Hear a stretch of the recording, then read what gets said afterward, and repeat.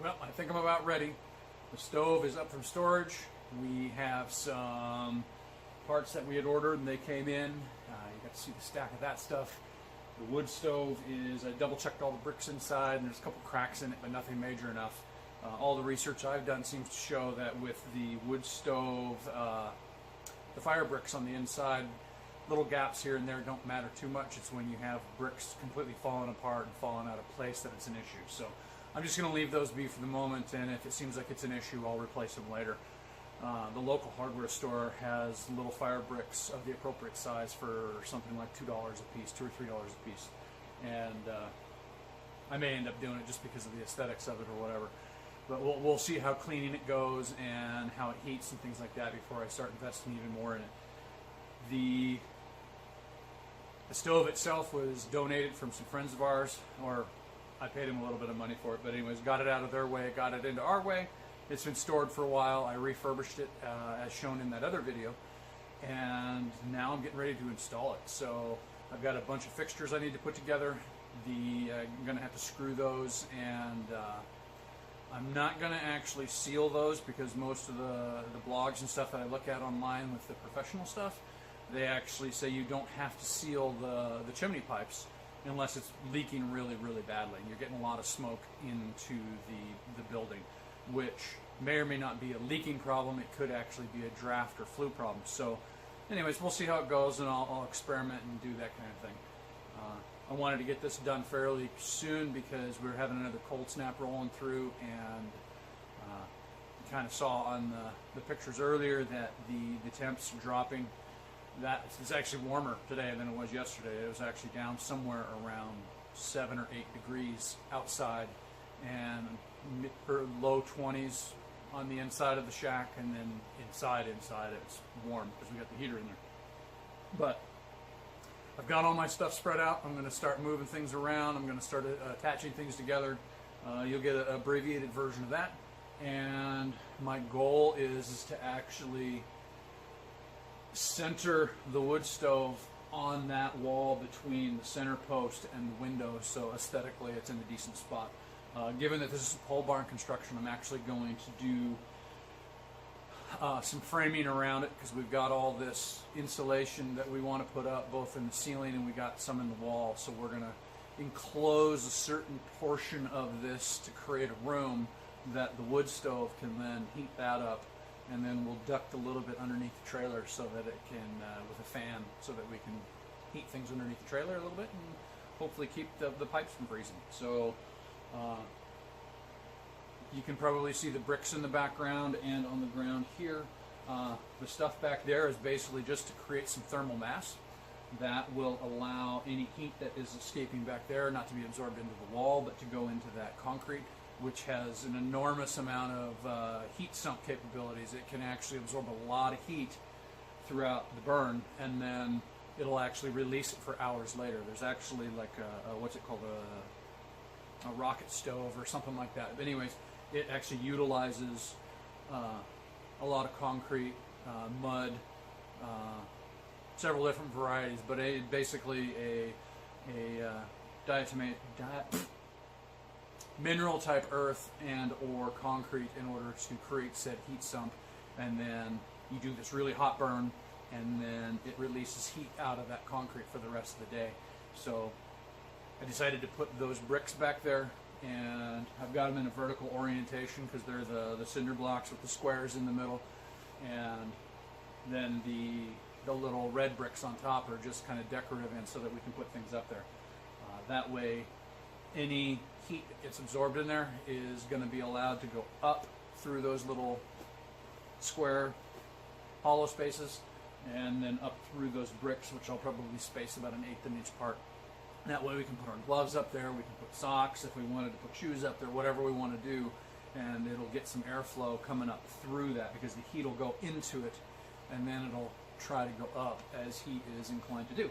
So back here we've got these things on the ground. I got some concrete backer board, which isn't quite enough by code to cover the floor, and so I have a bunch of spare bricks, patio bricks, and just red masonry bricks, and so I'm kind of creating a pattern back here and seeing what it needs or what it takes to get the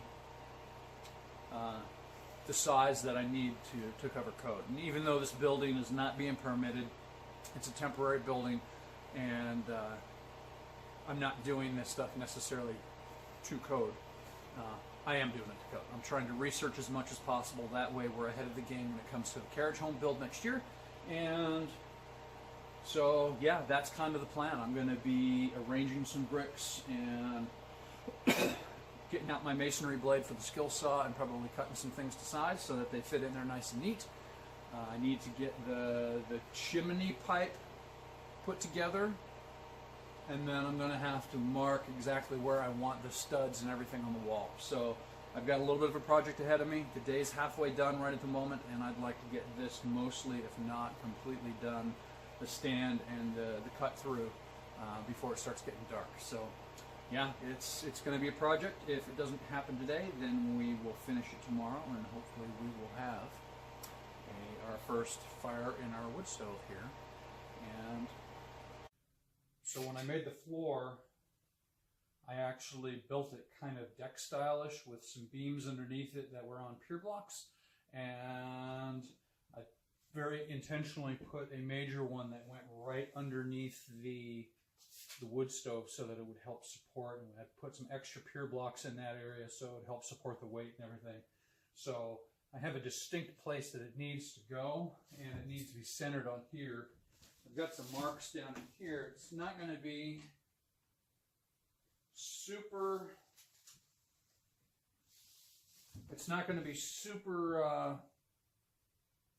friendly from a standpoint of the studs and the insulation, because standard 16-inch on center is not going to go evenly between the window and the center post. So, but it is what it is.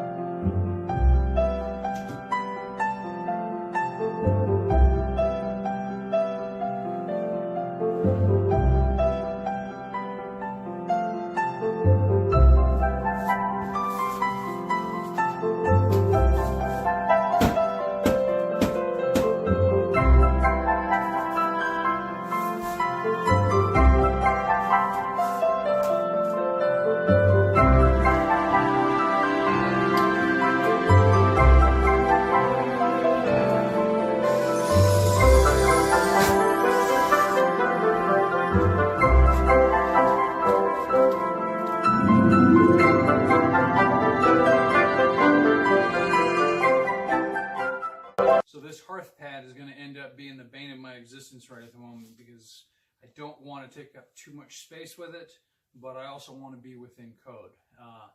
when I looked up the code in regards to the clearances, it makes mention of heat shields, which this one actually has a built-in heat shield on the back of it, which reduces the clearance that I need in order to how close it can be to what's referred to as combustible materials or combustible walls. And so that's good. There's actually one on the bottom also. And so in the code, it lists clearances, but it also says, or as listed in the manufacturer's instructions manuals. And so I looked up this particular model, and it's an older model. I think it actually comes from, gosh, probably the 70s.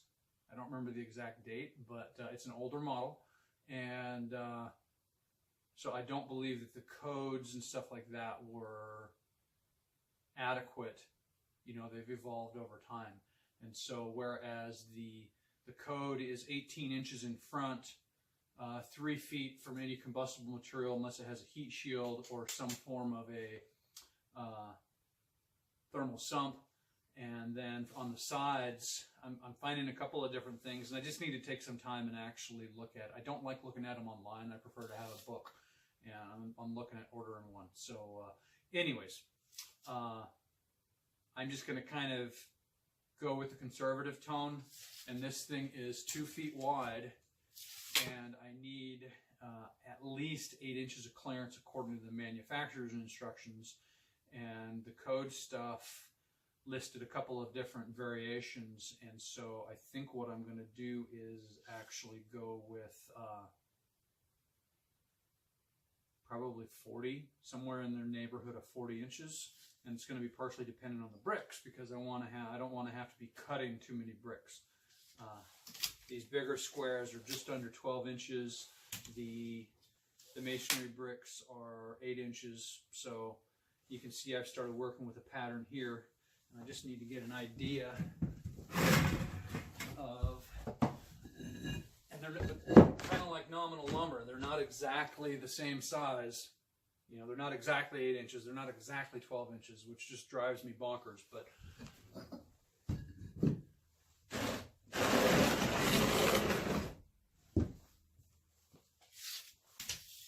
so I'm playing with variations on this. This one's actually 42. Which would give me, oh gosh, that would actually give me pretty close to what I need. So 42 inches. This is 47 inches. So that could actually work pretty well. The masonry bricks that I'm using back there are complicating it a little bit, but not a whole lot.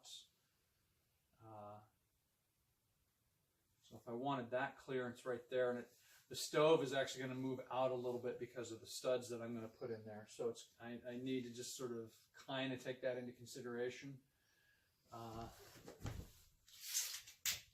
Currently I'm at 31, and I'm imagining I'm going to need at least 42.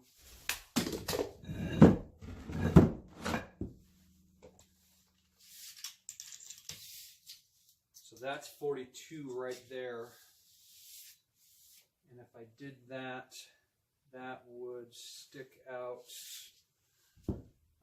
gosh, close to 22 inches. I imagine I'm going to move this way probably about 3 or 4 based on the wall thimble and the framing.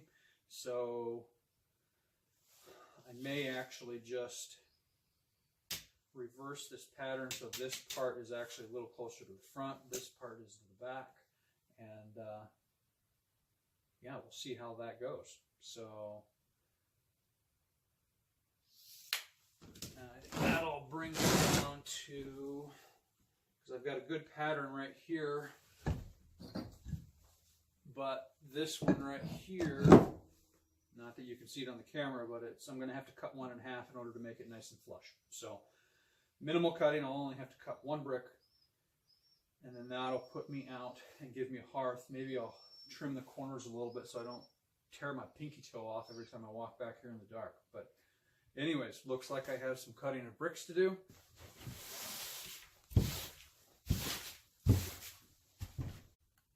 So as much as I don't want to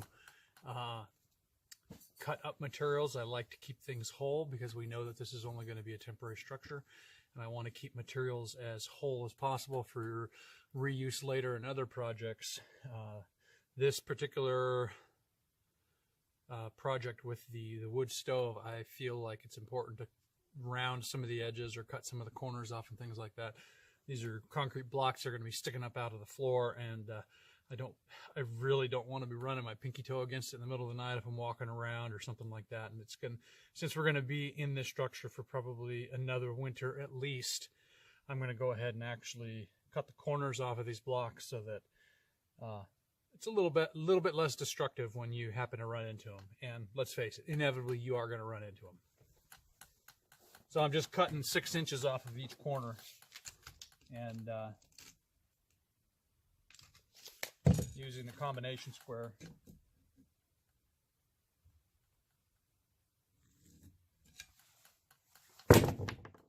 So I went down and I couldn't find my masonry blade for my skill saw, so I actually ended up having to go buy another one, which is something I didn't want to necessarily do. They're not super cheap, but